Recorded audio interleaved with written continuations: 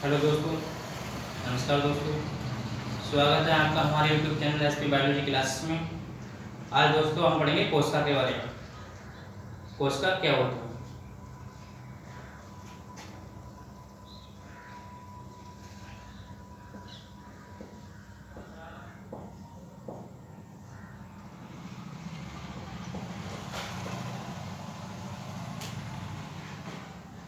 तो कोशिका जो होती है, कोशिका की दोस्तों खोज की थी सबसे पहले रॉबर्ट हुक ने की थी 1665 ईस्वी में। रॉबर्ट हुक ने की थी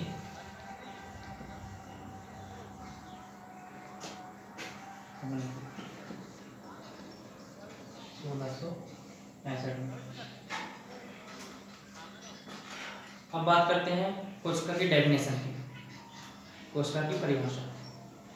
कोशिका जो होती है वो हमारे जीवन की सबसे छोटी क्रियात्मक तथा संरचनात्मक इकाई होती है। कोशिका हमारे जीवन की सबसे छोटी क्रियात्मक तथा संरचनात्मक इकाई होती है।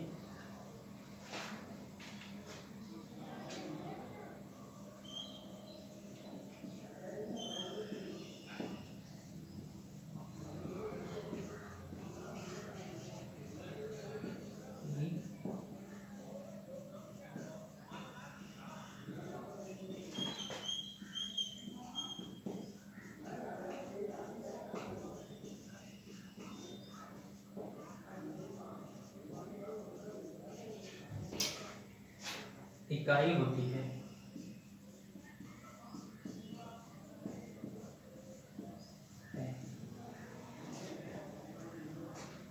तो ये हमारी कोशिका की परिभाषा हो गई।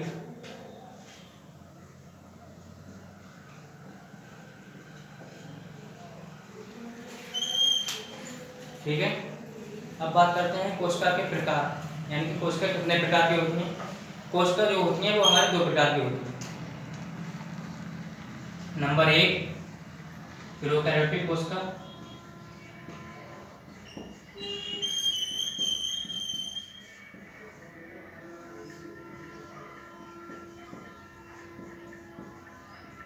और दूसरी जो होती है वो हमारी होती है यूकैरियोटिक कोशिका।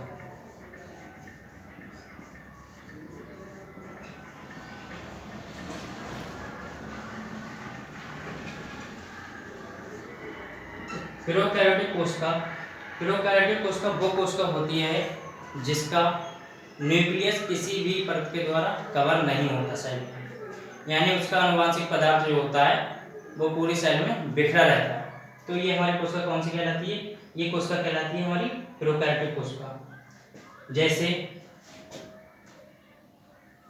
बैक्टीरिया कोशिका जो होती है,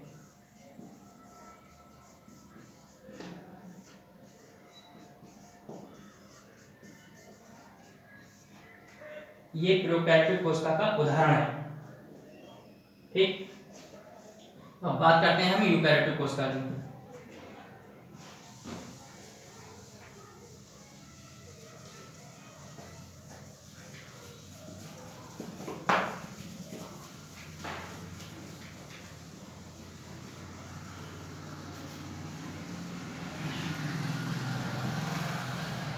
यूकैरियोटिक कोशिका एक ऐसी कोशिका होती है जिसका आनुवांशिक पदार्थ यानी कि डीएनए आरएनए जो होता है वो किसी परत के द्वारा कवर रहता है।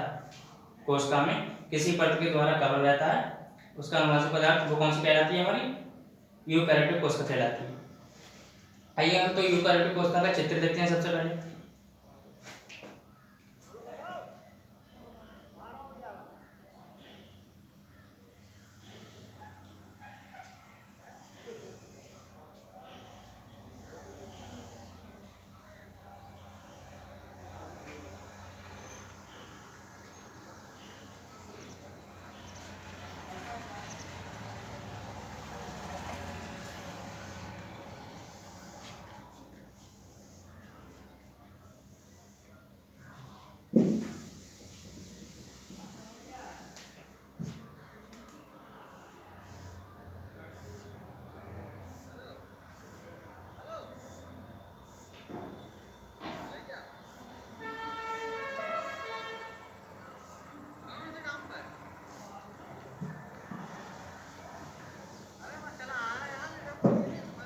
ये जो होता है सबसे सेंटर में उपस्थित होता है यूकैरियोटिक कोशिका में केंद्रक।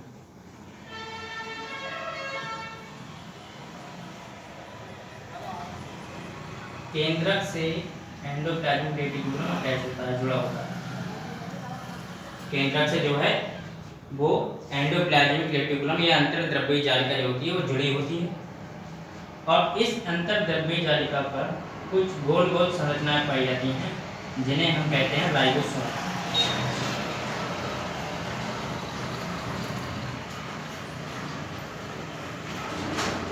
क्या कहते हैं? राइबोसोम। और कोशिका के अंग होते हैं जैसे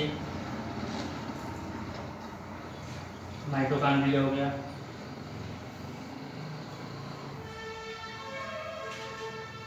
हरितलवक हो गया, गोल्गी बॉडी,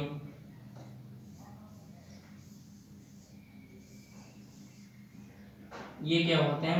वो यूकैरियोटिक कोशिका के अंग होते हैं। ये रिक्तिका हो गई।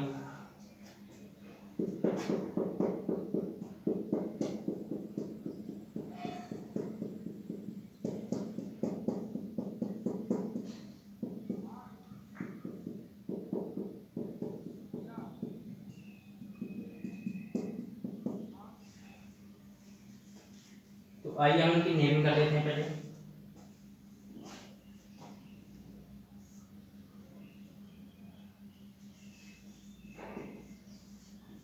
Mitochondria, chloroplast,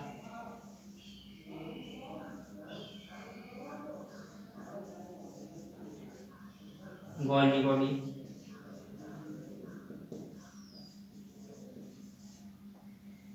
ribosome,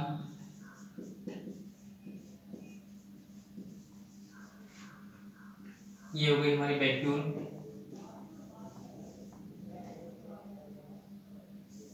smooth endoplasmic reticulum,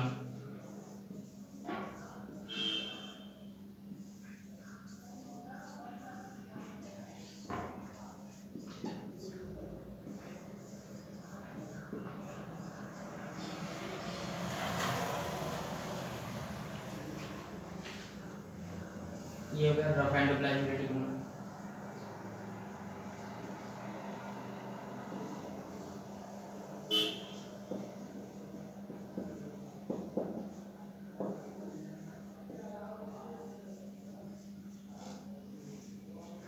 ये हो गया हमारा न्यूक्लियस।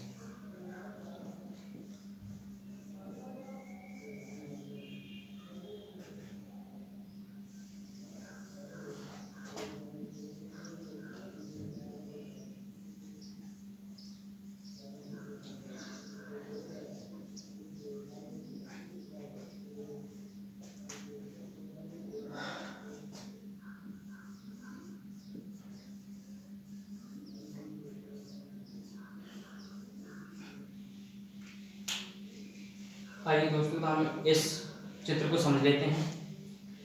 कोशिका, यूकैरियोटिक कोशिका जो होती है उसके सेंटर में एक गोल भाग प्रेजेंट होता है जिसे हम क्या कहते हैं? केंद्रक कहते हैं। इस केंद्रक में एक डार्क कलर का, गहरे रंग का स्ट्रक्चर दिखाई देता है गोल गोल, इसे हम कहते हैं न्यूक्लियोलस।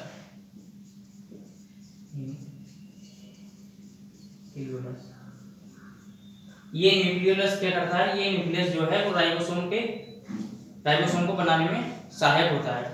इसे फैक्ट्री कहते हैं राइबोसोम की, क्योंकि ये राइबोसोम को बनाता है तो इसे इसलिए फैक्ट्री कहते हैं राइबोसोम की।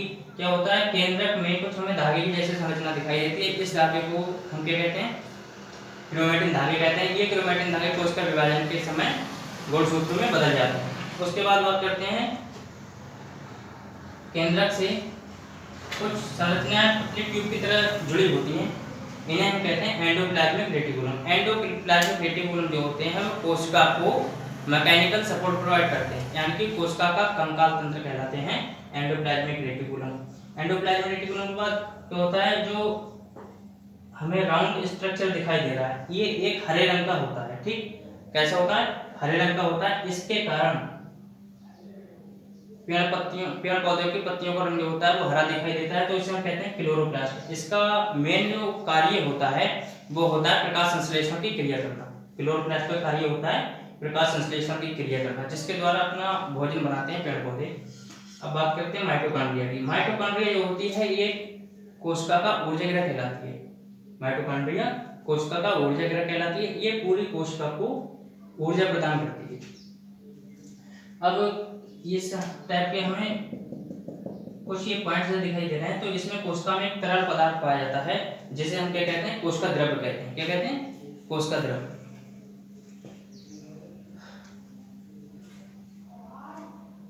कोशिका की जो बाहरी परत होती है ये कहलाती है सेल वॉल, तथा अंदर वाली परत जो हो जाती है ये कहलाती है सेल मेम्ब्रेन। Cell membrane. तो दोस्तों यहाँ हमारा सेल का टॉपिक कंप्लीट हुआ। अगर आपको हमारा वीडियो अच्छा लगा हो तो लाइक और सब्सक्राइब जरूर करें। Thank you.